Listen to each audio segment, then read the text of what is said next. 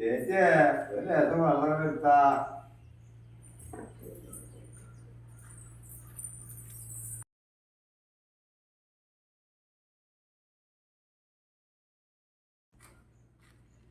ഉണ്ണിയാ ഇങ്ങോട്ട് കയറിക്കോളൂ. ഞാനേ ഇരിക്കാനും സ്വീകരിക്കാനും വന്നതല്ല. എൻ്റെ അടുത്ത് 5 ലക്ഷം ഉറുപ്പ്യ വാങ്ങിയിട്ടേ 5 കൊല്ലായി. മകളുടെ കല്യാണത്തിന് വാങ്ങിയതല്ലേ. എന്നിട്ട് 5 വർഷമായി വാങ്ങിയിട്ട് അറിയാം. മോളുടെ കല്യാണത്തിന് വാങ്ങിയതാണ്. 5 ലക്ഷം വാങ്ങിയതിന് 3-3.5 ലക്ഷം പലിശ തന്നില്ല. ഇപ്പൊ ചേട്ടന് വയ്യാണ്ടാണ്. സുഖമൊക്കെ മാറി പോക്ക് തുടങ്ങി നിന്റെ പൈസ തരാം. നാടകമൊക്കെ കൊള്ളാം. ചേട്ടാ 2 മാസം അവധി ഞങ്ങൾക്ക് തരണം. 2 മാസം കൂടി ഞാൻ കാത്തു നിൽക്കും. ഇനി എൻ്റെ മുതലും പലിശയും ഒന്നിച്ച് എനിക്ക് കിട്ടണം. ഇനി എനിക്ക് കാത്തിക്കാൻ പറ്റില്ല.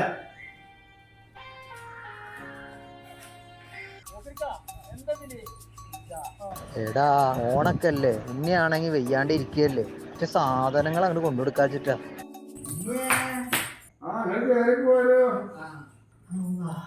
ചേച്ചിയേ ഇതെന്താ? നാളെ ഇതേ തുന്നി സുഖമില്ലാണ്ടിരിക്കല്ലേ, കുറച്ച് അരി സാധനങ്ങളാ.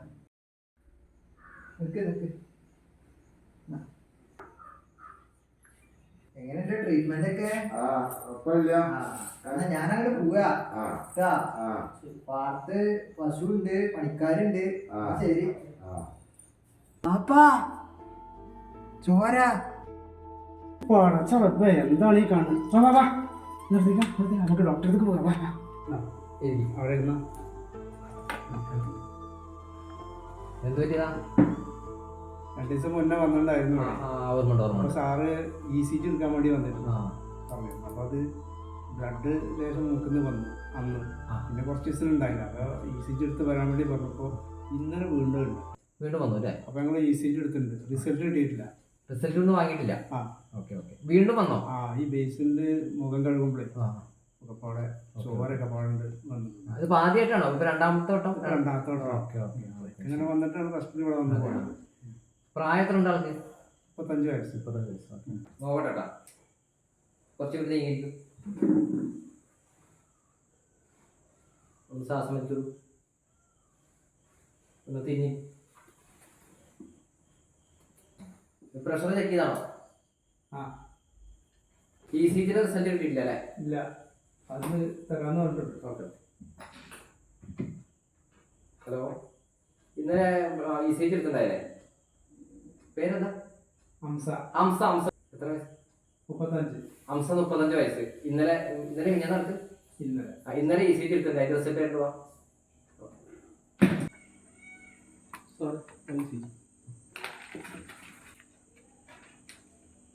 ഇതില് പ്രത്യേകിച്ചൊന്നും കാണുന്നില്ല സാറേ. പ്രശ്നങ്ങളൊന്നും ഇല്ലെന്ന് പറഞ്ഞപ്പോ 1-2 പ്രാവശ്യം ഇപ്പൊ ഇങ്ങനെ ബ്ലഡ് കാണും. എന്താ ഇപ്പൊ സാറേ, പേടിച്ചിട്ടാണ്. ഇതിലിപ്പോഴേ നിങ്ങളിപ്പോൾ ഒരുപാട് വർഷങ്ങളായിട്ട് എൻ്റെ അടുത്ത് വരുന്നതാണ്. നിങ്ങളുടെ ഫാമിലി എല്ലാവരും എനിക്കറിയാം. പക്ഷെ നിങ്ങളുടെ ബിസിനസ്സും കാര്യങ്ങളൊക്കെ കുറേ എനിക്കറിയാം.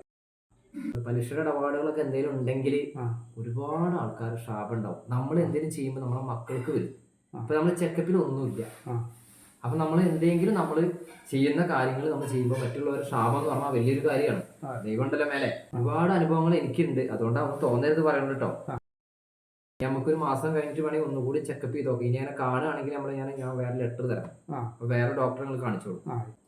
ഇതില് 1 മാസത്തിനുള്ള ഗുളിക കഴിച്ചിട്ടുണ്ട്, മരുന്നുണ്ട്.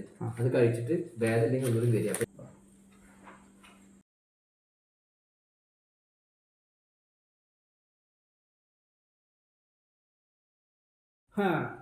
നാടകമൊക്കെ കൊള്ളാം. 2 മാസം കൂടി ഞാൻ കാത്തു നിൽക്കും. ഇനി എന്റെ മുതലും പലിശയും ഒന്നിച്ച് എനിക്ക് കിട്ടണം. ഇനി എനിക്ക് കാത്തിക്കാൻ പറ്റില്ല.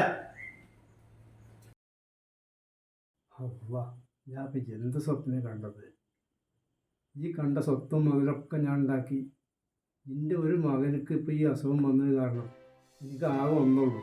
എനിക്ക് ഒന്നും വേണ്ട, സ്വത്തും വേണ്ട, മുതലും വേണ്ട, ഒന്നും വേണ്ട. ഞാൻ മേടിച്ചതും കൊടുക്കാനുള്ളതൊക്കെ ഞാൻ എല്ലാവർക്കും തിരിച്ചു കൊടുക്കുകയാണ്. എനിക്ക് പലിശയും വേണ്ട, മുതലും വേണ്ട, ഒന്നും വേണ്ട.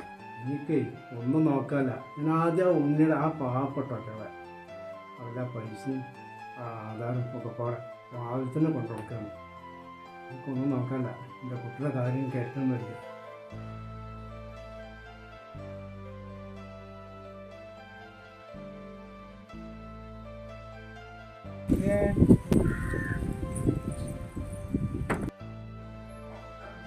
ചേട്ടാ കുറച്ചുകാലം ഇങ്ങനെ ഈ ഒരു കാര്യം ചെയ്യും വാതിൽ തുറക്ക്. ഒന്നും പറയരുത്, കുറച്ച് അവധി കൂടി നേരം.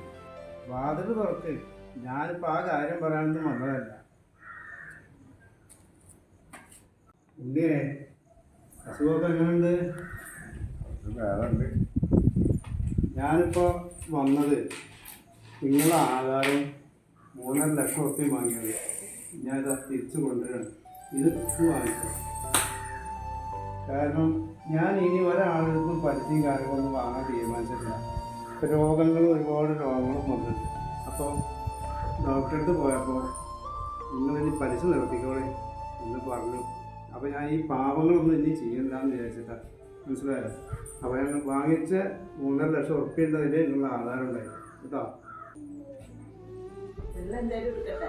വെള്ളമൊന്നും വേണ്ട മോളെ. ഞാൻ എന്തെങ്കിലും പറഞ്ഞിട്ടുണ്ടെങ്കിൽ എന്നോട് ക്ഷമിക്കാം കേട്ടോ. ശരി.